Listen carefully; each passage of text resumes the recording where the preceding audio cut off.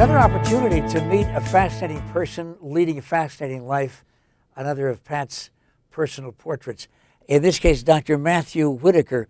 And Dr. Crow, the president of Arizona State University, has bestowed upon you a number of titles. I need to know the latest. Well, currently I am the founding director for the Center for the Study of Race and Democracy at ASU and the ASU Foundation Professor of History.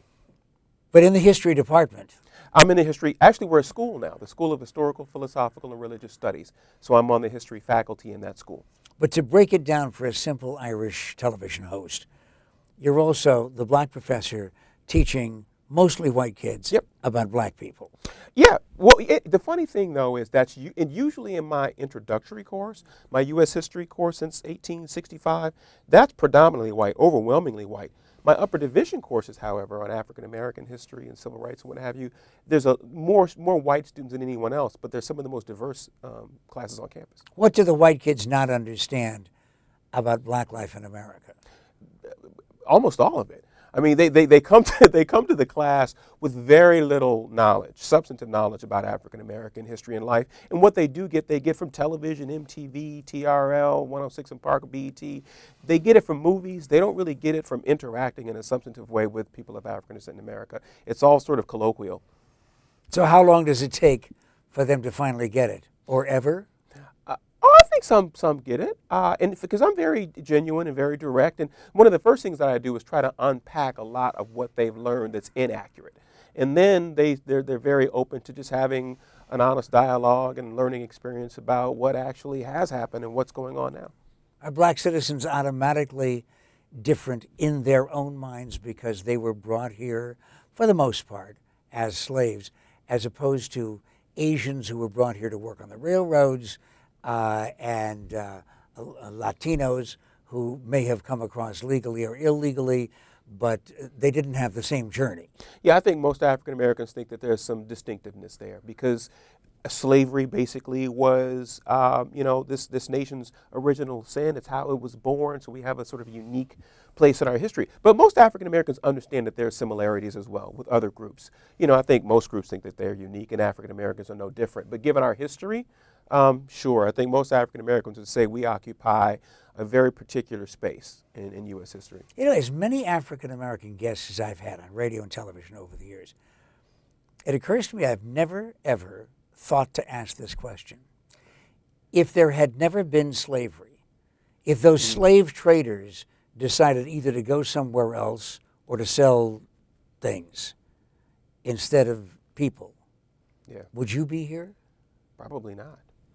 But history is, we're not prognosticators. It's hard to tell, but probably not. I can't even imagine the United States without black people.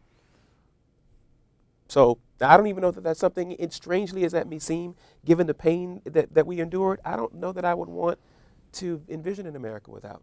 Is there any place that you've studied as a gentleman steeped in the world of academia? Have you found any place in the world where people of any color that's different than the predominant folk in that country, that they're not treated other than equal?